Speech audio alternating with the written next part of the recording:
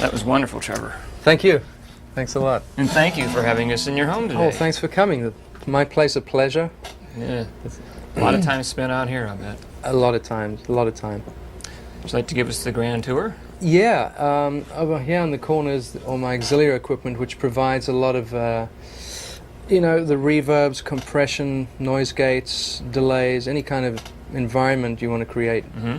And a large part of my guitar sound comes from there. The A3 Korg is a particular piece which I really like, and because you can really customize your sounds. They give you all the basic sounds, and then if you're going in and recreating your own patches, provides for a really unique, your own kind of thing. Yeah. And then the A1 is another Korg piece which I use a lot as well. And in conjunction with those two, that really provides me with just about all the kind of sound parameters I need to cover.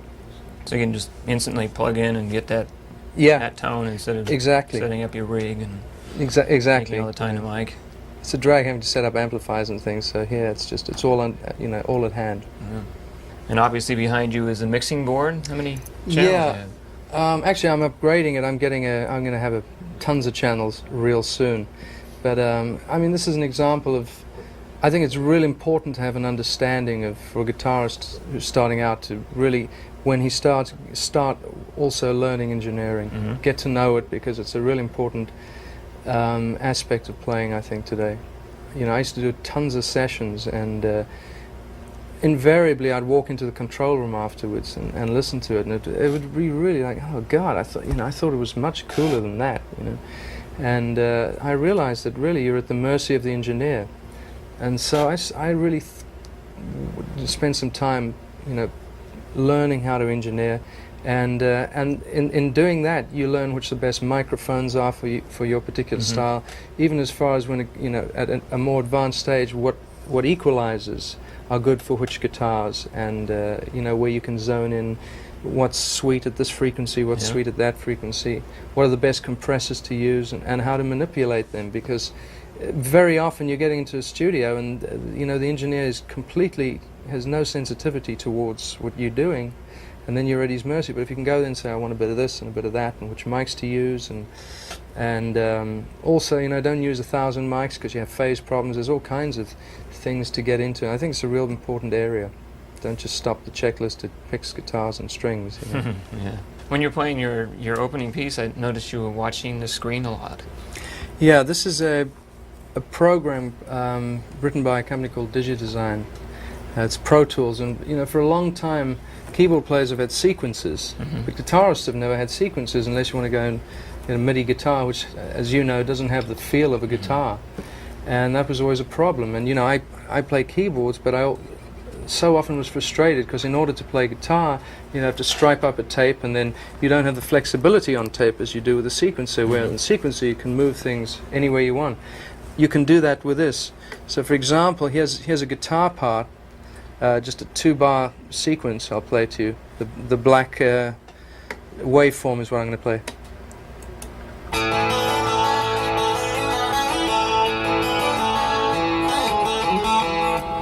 And that's the whole sample. And I wanted, to loop that. Uh-huh. So I recreate that, and copying it is as easy as just pressing paste and, cut and paste. And you can have that go as many times as you want, put it wherever you want. So you can take guitar parts, cut them up, and reintroduce them and do all kinds of things as you would with a keyboard sequencer. Mm-hmm. So this has been, for me, revolutionary, and it really has impacted on my songwriting and many areas of what I do. Very useful tool. Yeah, I noticed. You're getting so many interesting tones out of the acoustic guitar on the opening piece. Yeah, one of the fallacies that I've been brought up to not believe anymore is that, distorted fuzzbox can't be used on an acoustic guitar. And, I really enjoy getting different sounds by adding some of that in, changing the character of the guitar. So rather than just having a clean acoustic, you're adding in this other thing which provides almost a violinistic character to the guitar. Yeah, it did sound like a violin. Yeah, so in fact, the clean sound If you were to just listen to the clean sound, it would be. And then adding this in just gives it a.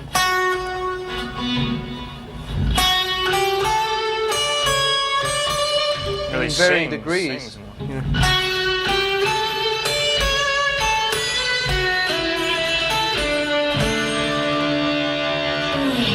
You know, so it's very different to the normal acoustical sound.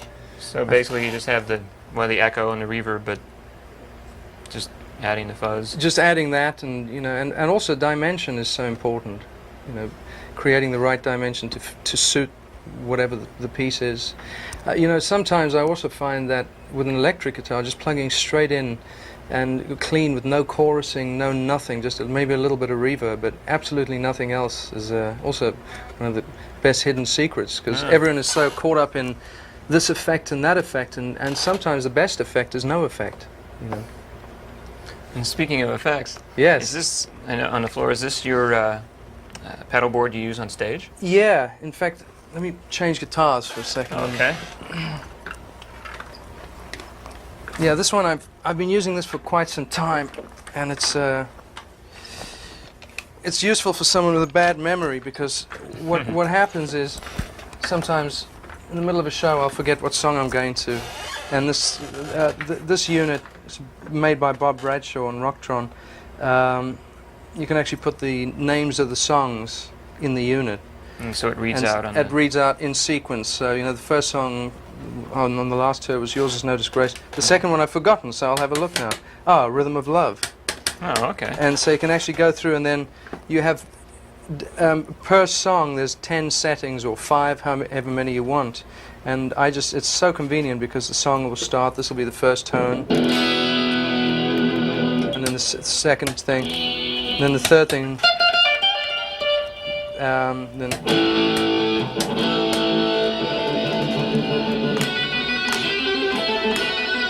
Wow. And just. So this is just the switching system triggering your. This is really just a huge remote control telling the rig what to do. Yeah, your rack of units. A rack of units with MIDI changes. Basically, it's a MIDI system, and it just changes all the effects by way of MIDI. It changes everything from reverb to delay, level changes, equalizer. I mean, every setting has a different EQ to it. I also almost got to the point, but it was just too much to deal with. Once I got to know, which I've now got to know all the halls, for example, in North America, to design the settings, Tweak it a little bit. tweak it for each hall, but you know, it was really a drag. And then the halls changed sound, and you can't complain about that. You know, I'm not playing here; the sound's changed. But you can really manipulate this to do just about anything. What was that wobbling one you had? I think it was setting 5 on. Setting 5, Yours yeah. Is No Disgrace. Yeah, that's on the eventide. You can set it up to basically shift in fifths. And it's quite useful if you're doing this kind of thing. And you switch that on, and it has a very weird effect. Sounds like 3 guitarists at once. Yeah, exactly. People think I'm amazing when I play with that thing. Little do they know. And then, you know, where's that? Yeah, for Rhythm of Love is a song where on the record I double tracked the solo in thirds. And obviously I can't do that live, so I put a major third on, and what the solo would normally be would be, and with the third here you can get the authentic thing. And then going back to just changing out of there. And once you've done that, you go to the next song and it tells you what it is. I'm trying to get it to play for me, but it won't do that. So it's a really good system. So that's you said thirds. Is that just parallel thirds for everything? That was parallel thirds, yeah, and it's kind of, that's one of the difficult things. Like, for example, the solo of let me get to it. Of Ona Valeni Hart, where is that now? I think it's here. Now that's fifths, as you know. The thing is, you can't just play any fifths. You can't just play a chord, because it's going to sound really weird. So it's good to have an understanding of harmonies, and knowing that, for example, playing just a major third with a fifth on top is going to result in a major seventh. You're playing D and F sharp. I'm playing D and F sharp, and it's giving you A and C sharp on top of that, so you're getting yourself a major seventh. And so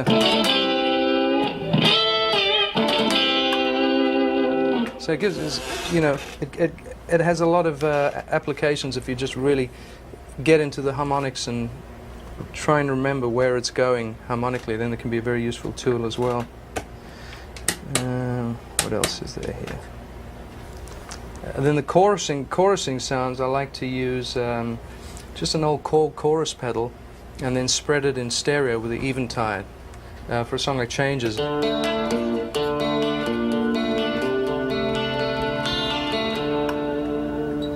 So that first row that's easy to get to is for the memory banks for the songs. Yeah, the first row is really the actual presets, the comprehensive changes, and so for example, if I go from Lift Me Up, we're on now, if I go from preset 1 to preset 2, I hit 2 and 3 and 4, and a lot of different things change.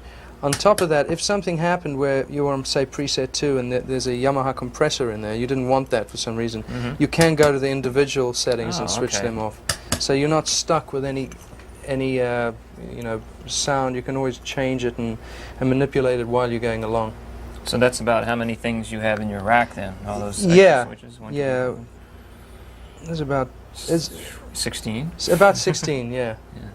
And obviously each, like the delays, each time I change, because I love these delays, once again a Korg delay, but it has a real analog feel. They don't even make it anymore. It's a Korg 2000. It has such a warm sound, and it can go up to 4 seconds delay. So if I need to go to the bathroom, I can. So is there any setting that you find yourself using the most? Quite a bit? For soloing, I use a little bit of chorusing on an eventide. Sorry about the chair. A little bit of chorusing on the eventide. Once again, the Korg delay, and I've always got a hush unit in for the noise, and then a little Korg fuzz box, which works great. Or is it a Roland? I can't even remember. It's been a long time since I opened the drawer where the small stuff is. And then the EQ, and it's kind of the more majestic kind of.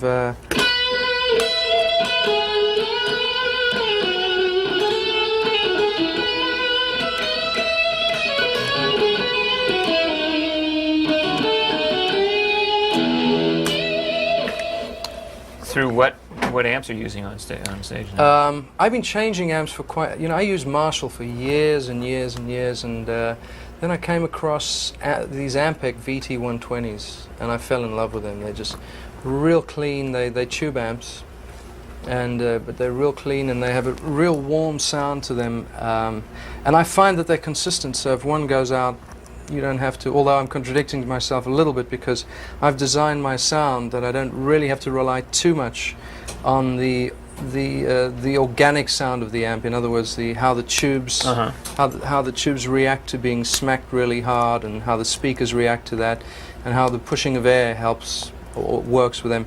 I've kind of designed the sound so the sound has really been realized before it hits the speakers. But then it's, having said that, it is critical to have an amp that can really take all those changes, and the Ampeg, I think, is a great amp. And that way you're safe too, because you have all your sounds in your rack, and you can use a spare amp or something. If it goes out, and it's not going to sound identical, but at least I'm going to be able to play. I remember one time I was playing Les Paul quite a lot. I was still using a Strat before I got my Love here, but. I was using a Les Paul a lot, and one night I was playing, and the amp went out, and they put another amp on stage, and my spare had been stolen actually the same day. So an amp came on stage I'd never seen before, and we just plugged into it, and it was a nightmare. We had an hour left for the show, and I was just was really the worst experience. There was no sound. You know, it was impossible to play. It wasn't loud enough. It had no meat. It had nothing. So it was kind of around then, about 15 years ago, that I decided I'm going to get the sound. So if I plug into a radio, it's going to happen. You know? But having said that, the Ampeg really complement the sound. The Ampeg VT120s are good. And you mentioned your love. It's an Yeah, Alvarez?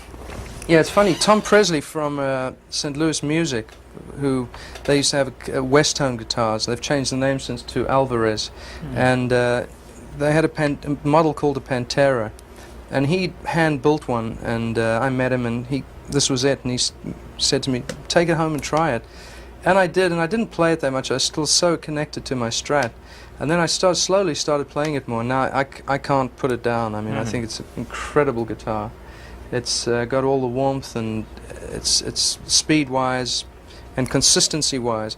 I mean, a lot of guitars, you'll play, it'll sound real chunky down here, and you get up here and it disappears. Yeah. This guitar's really consistent from right up top E here to down to the bottom E. And that's really what I like about it. In fact, we've developed it now, and there's a signature model coming out, really based primarily on this design. Oh, good. So that should be out soon. So I'm in love with this guitar. It's great.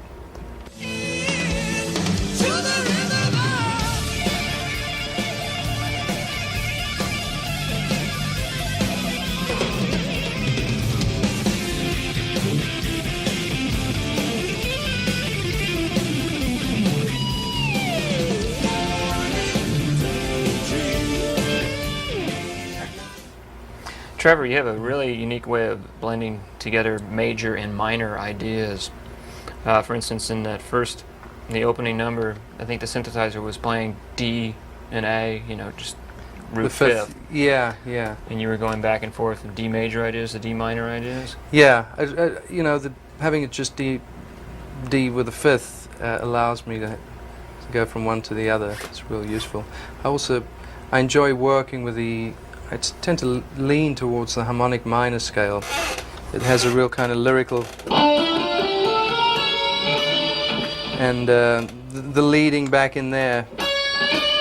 Yeah, the major seventh. The major seventh is really nice, and it really works nicely when you're doing that to the pentatonic scale, which is obviously the. So you get and so they work really well together. So I kind of lean towards. I use those a lot. Those two scales tend to work really well for me. And then, you know, in the same piece it goes to F, and you can use D pentatonic in F major, so you can be going from very good. Because at that point comes F major pentatonic. Right. So that section was going F major chord to a D.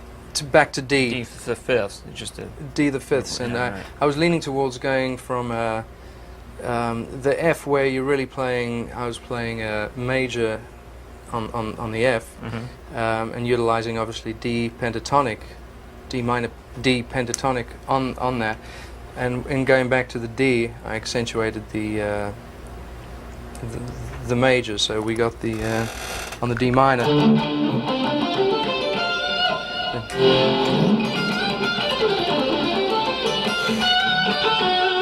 Back to the major. The major third of D. The major there. third of D. Yeah. So you're breaking away from the minor there.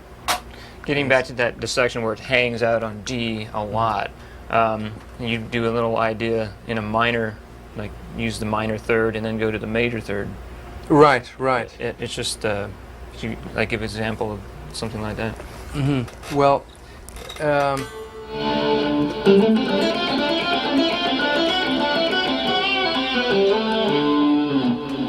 and it fits. It just it's just changing without anything at the bottom changing. yeah. So many guitarists think they just have to stay. Well, I have to stay in minor this whole section. Yeah. It's really, once again, just having having a little bit of an understanding of harmony allows you to be a little more confident in doing those kind of things. And you know, if you make a mistake, it doesn't matter. You know, that's how you can learn. And when in doubt, go chromatic. You'll always come out okay. Oh, so for instance, like a simple pentatonic idea and add? Yeah, I've found it's got me out of a lot of troubles. If we were working in A, for example, and you know, I landed up on a on an F. Okay. It doesn't work, but you can go. Yeah. You just keep going chromatic until you hit the right note. You know.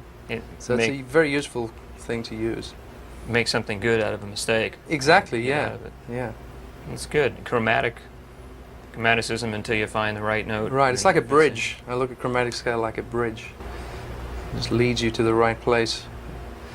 There were numerous spots in the song too that used some lightning fast passages. Mm-hmm. How did you originally develop, your speed?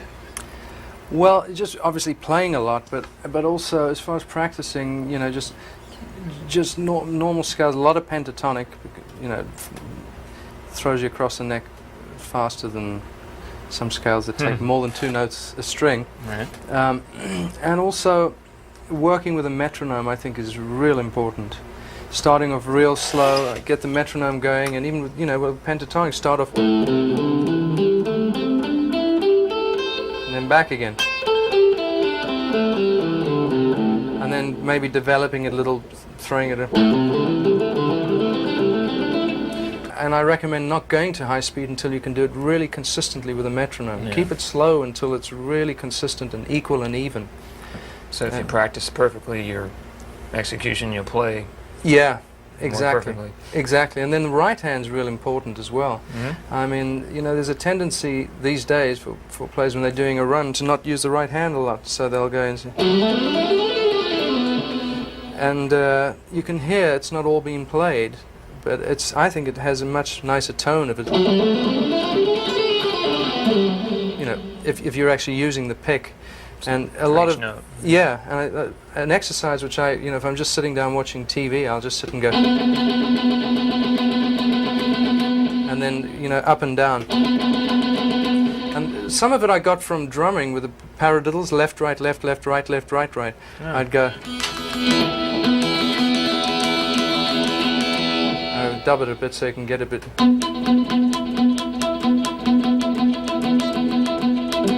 And then also doing it on one string. And using actual drum rudiments for the right hand I found useful. But there's another element for there to be clarity, and sound and tone is such a key to it. To have a tone that's pleasing, and to me tone sucks you in as much as anything else. If a guy's got a great tone, if a guy doesn't have a good tone, no matter what he's playing, it tends not to draw people in. Yeah. If the tone's great, it's much easier to say, well, I'm going to listen to this. I want to listen to this. Yeah, it's very important that a lot of players overlook. Yeah. And what kind of pick are you using there? I use a shark fin. It's a Swedish guy, an old Swedish guy makes these, and it's a weird pick because a lot of guitarists use these 2 fingers. Mm-hmm. I use 3 fingers, and the reason for that, a very light pick. Mm-hmm. And if I'm strumming lightly, I'll just hold it normally. But if I want to get a real hard edge to it, then I can kind of bend it around like that. Oh. And it provides a It bites into it. It bites into it. Also for this kind of, I use the edge, which is serrated, and it really gives it makes it chunk a lot more. Yeah. So it's a very useful pick, and they never break.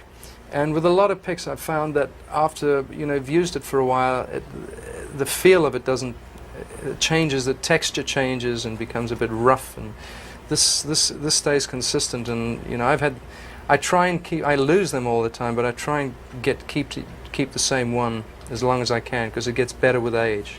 But it all works together with the strings. I have a very light action. I use 008 to 038 on the strings. Very light. So it's a very light action. On the electric, on the acoustic, I start at 009. Sometimes I go to 10.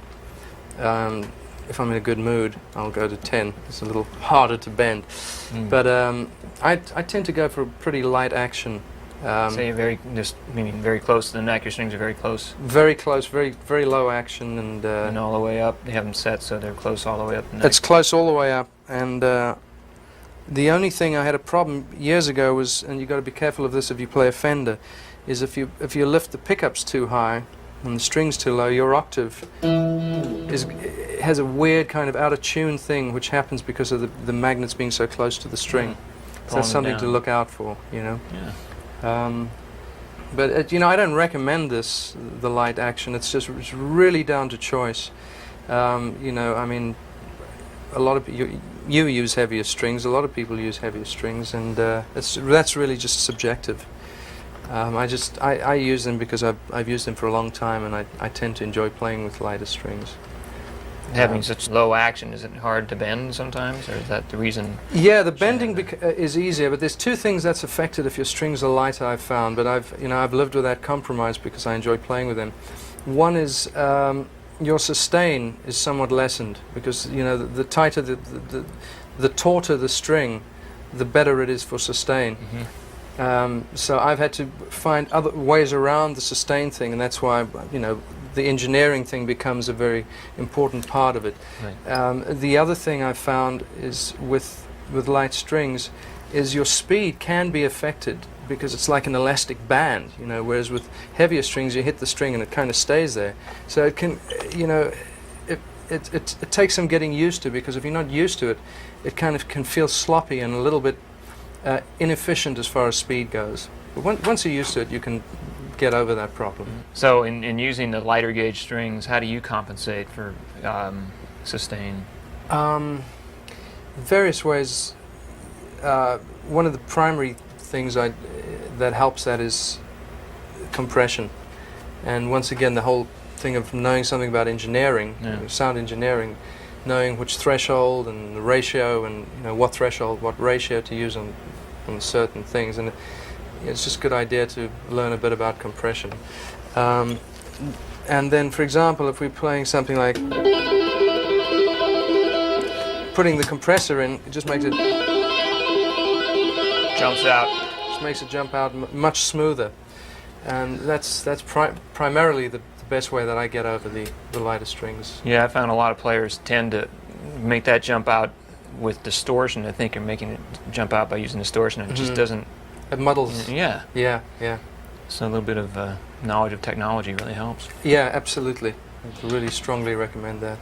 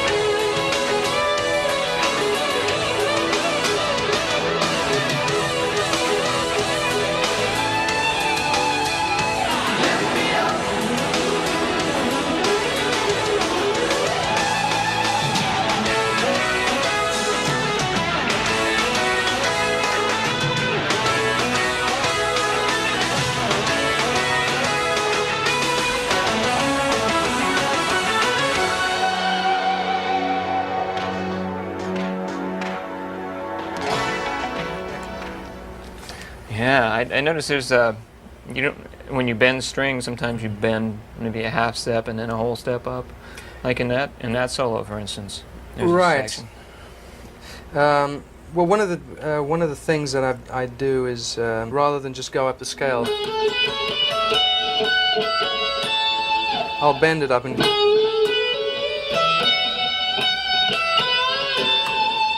Yeah. And so it has a nice kind of. Also, at the beginning of the solo, I like the note choice because I'm playing a ninth instead of just coming straight in with. I'm gonna. So you've got the ninth starting off, which is an interesting note. What key are we in? We're in E major. Okay. I'm starting on an F sharp. So that's also a different kind of bend. going from the 5th up to the 6th, bending up Yeah. with the first finger.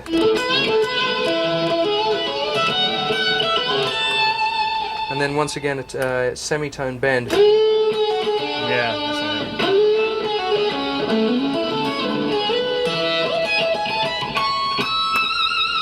And that's one part where the whammy bar is really a crutch, because I can't really get the right kind of vibrato up there, so it kind of helps. Yeah. Use what's there.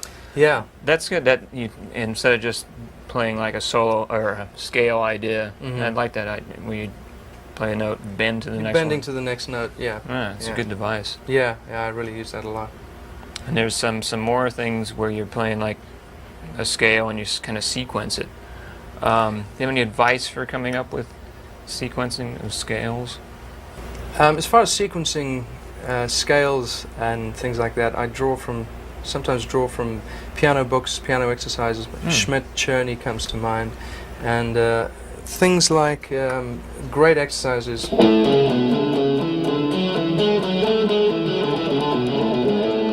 And just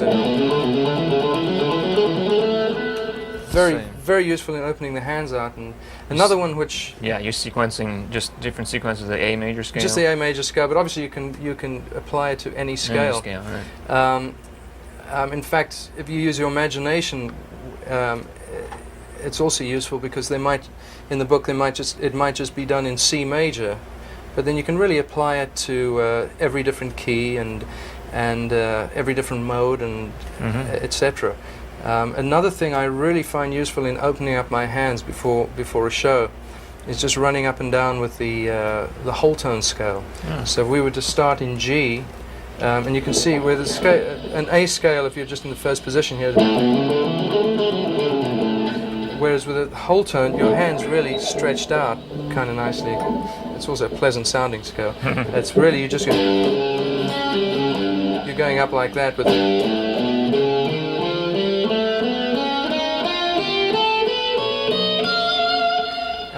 And once again, you can move it around by.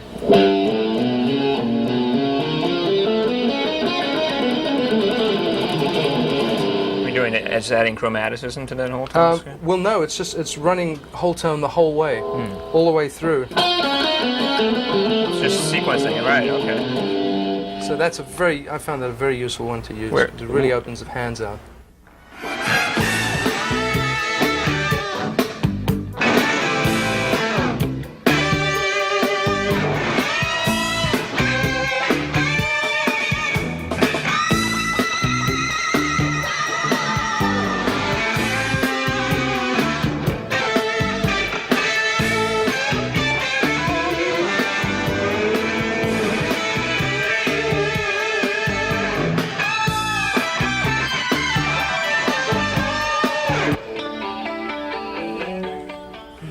That's one of the great in-your-face guitar solos of all time, as far as I'm concerned. Oh, thank you. Well, I enjoy playing that one. It was also the first time, actually the second time, but it was, that I utilized the harmonizer in a different way than just a chorusing effect. And on this one, I use the 5th. So the solo starts just an A to G. And with a harmonizer, it adds an E to D on it, which gives it actually that in-your-face kind of feel, you know. And then the next part, which once again brings up the thing of having some kind of understanding of harmony, because if you're using a harmonizer and you're using double stops and triads and whatever, it's good to understand what the development of that sound by way of the harmonizer is going to mean. For example, on that you would get. And what that does, that's really without the harmonizer, it's just, which is a real simple, normal thing. But what it does, what makes it really sound unique is, here we have just a normal D major triad with a D F sharp, but it becomes a D major 7th because you have the D and the F sharp becoming an A C sharp. So you get D F sharp A C sharp, giving you the D major 7th, and then to C major 7th. So it's a very useful tool, and used as an effect, I wouldn't recommend keeping it on all the time. You might have a Very problem. careful. Yeah, absolutely. So Is that thing you do behind the nut string pull? And that, yeah, what are you doing there? I find that that's kind of a useful thing because, you know, if you're pulling up on your whammy bar, if I was to go, let me just turn this off for a minute. Has a different sound to it. And with a fifth, it has a real kind of. So when it leads.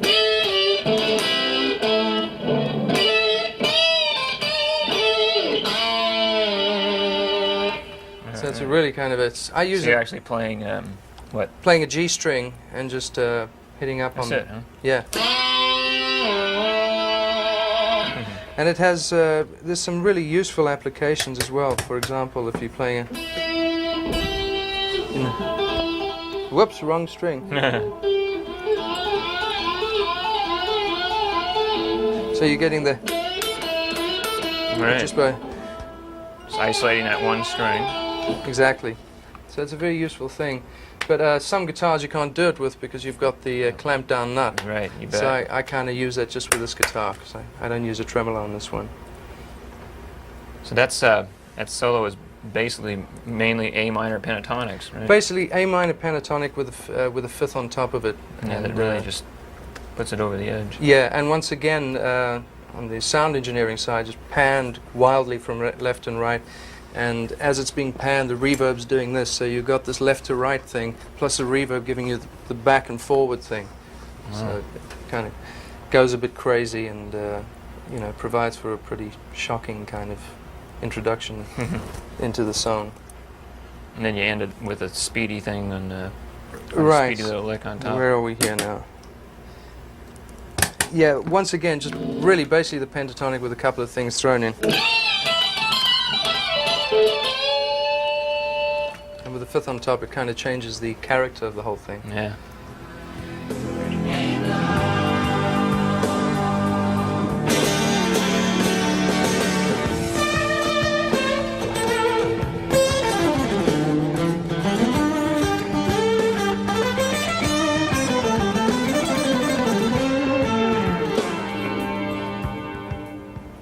Yeah, that sounds so beautiful on acoustic. Yeah, in fact, the song was really built around with the idea of it being very much more electric, and it was just at the last minute I thought it would be nice in that area rather than doing an electric thing to throw in a in-your-face kind of acoustic part. Once again, based on the pentatonic, you know. And one interesting thing is halfway through the solo, you know, it starts off with one guitar going A minor, it's start on a D.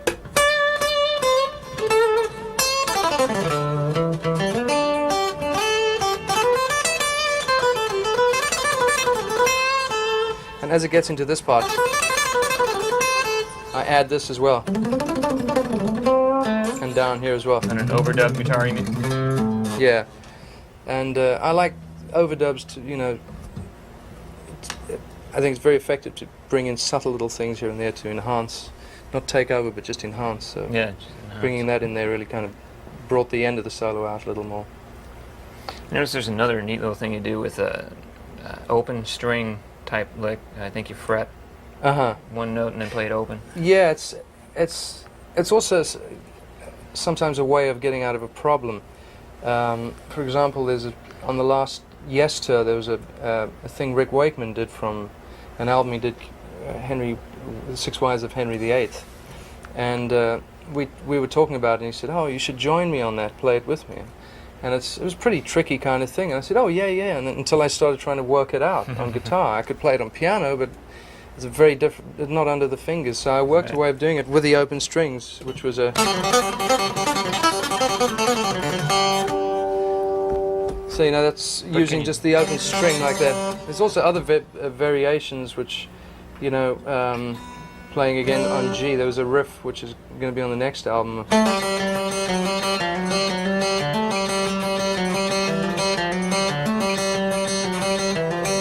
And using the open string just makes it... That open G Plus sparkles. the open G, yeah, it sparkles, and it's also is legato, so it keeps going. And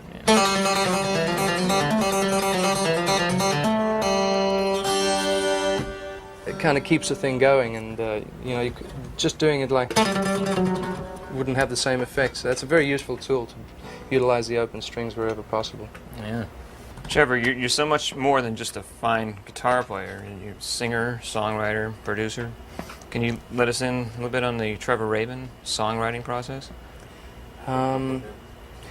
Well, very different ways. It runs a gauntlet, really. But as far as lyrics go, what I like to do, if I get an idea, a song idea with a melody, I'll just play and sing anything, but words, not just da da da and da.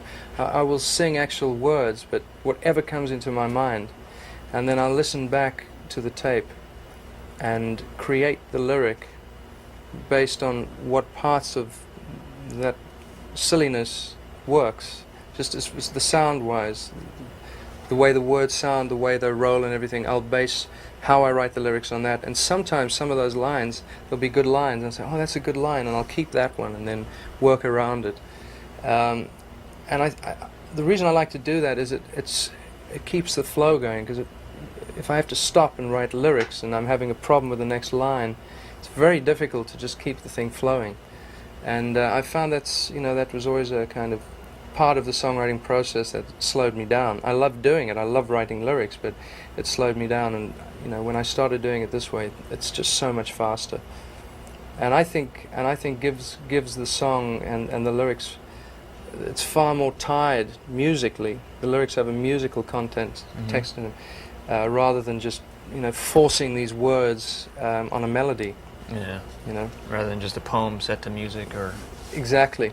So it's all part and parcel of the same thing, and you don't have to think. You can just be creative and just let it flow, and then after the event come in and sort it all out. So on a lyrical level, that's what I like to do with lyrics. And once as well with a lot of the songs I write will come from a sound that has inspired me. I'll get a sound together and I'll draw on that sound and augment the sound and a sound you create in the studio. A guitar, yeah, a sound. It might be a drum sequence. It might be a unique sounding guitar. Even just a chord. That might lead to something else, and I'll just kind of let it flow. And then once I've got it all happening, then I'll come and organize it. So. I think that's really important, not to think about it in the initial stages. And once the embryonic stage has been developed, then you can come in afterwards and pull and pick and be the producer. But I think in the initial stage of a song, it's good to just let it flow. Is that sort of the way that the recording process goes with Yes also? How does it start out? It varies. With the 901-5 album, I know that before I joined the band, a lot of they would get ideas and then they'd get together and formulate the ideas, and it would lead to the song. The song would completely change. That idea would change into something much bigger. Since I've been in the band, people have brought pretty much finished songs to the band, and then people will add their flavors to them. But it's varied. A lot of 901-5 was based on songs I'd written that were pretty much finished. I mean, "On a Lonely Heart," for example, is pretty much the same. Even the production of it, the big bangs and pops and stuff that happened, that was on the demo. So on that album, a lot of it happened that way. Certain songs developed in rehearsal, and then there's the other thing, which is a great way of writing, is just jamming. And once again, this digital workstation I'm working with now is great for that, because you can get a 4-bar groove that the band does, right. And then if that's the only good piece, and if there's a 5-minute piece and there's 4 bars which are great, you can come throw it in here and then work on that and develop that. Yeah. And then obviously there's a lot of the time we'll just do bass and drums, and I'll play the guitar solo and keyboard. The band will play, and what'll be kept is usually bass and drums and the solo, because I really like to play the solo while the band's playing. and You feel you get more energy that way? or yeah, just- yeah. So many times I've come back to redo the solos because maybe I thought the sound wasn't that good because I didn't have the whole room to work with because a lot of the mics were being used for the drums. The drums are always the priority. You know, we get the bad side of the stick, the guitar players. You know. But in all seriousness, many times I've come back to redo the solo because I felt the sound hasn't been good, but the feel has been so correct, in my opinion, that I've stayed with the original take. That's interesting. Yeah. So Trevor, you started playing piano at age 6, classical piano, right? Yeah, I was fortunate to be been born into a very musical family. My father was lead violinist of a pretty good orchestra for a long time. My mother was a piano teacher.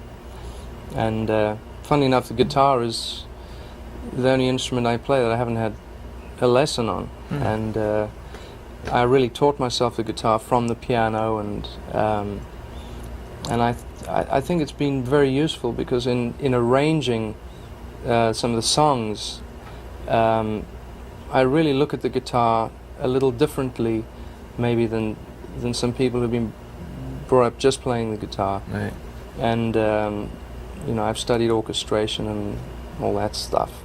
And it's, you know, I try and use the guitar for coloring rather than just to stand up on the podium and play a solo, you know, with my tight leather pants on. And it can be used, as a lot of people have shown, really to orchestrate a piece. It doesn't have to be the keyboard pad, and you know, the keyboards have been used so much for coloring, and they do that very well. But the guitar is also, I think, such an interesting way to color songs, and different ways of approaching rhythm playing, and you know, not just the traditional way. And I think it's always useful to look at things in a different way. And I also think it's also useful to learn the rules, because you can break them with a lot more confidence if you know them. Can you think of any specifics in your musical upbringing that really stick out in your mind and help you develop as an artist? Yeah, I think an important thing to stick in the back of your mind when you're going along this long road is of being a guitar player.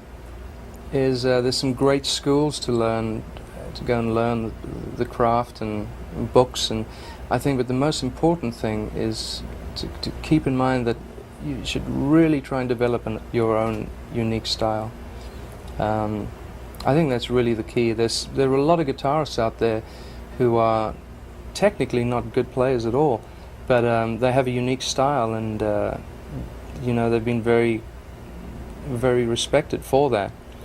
And so I think that's really important. And the other emphasis I would put on is sound. It's not just how fast you can play or how many notes, and you know, I enjoy speed as much as the next guy, but you know, sound is such an important aspect. Without the sound, you're really cut off from a lot of ears. And so I would say that sound and style, having unique style, is probably the most important thing I can say. That's very good. I'd like to thank you very much again for letting us come down today. Thank you. Nice that you came. I had a good time.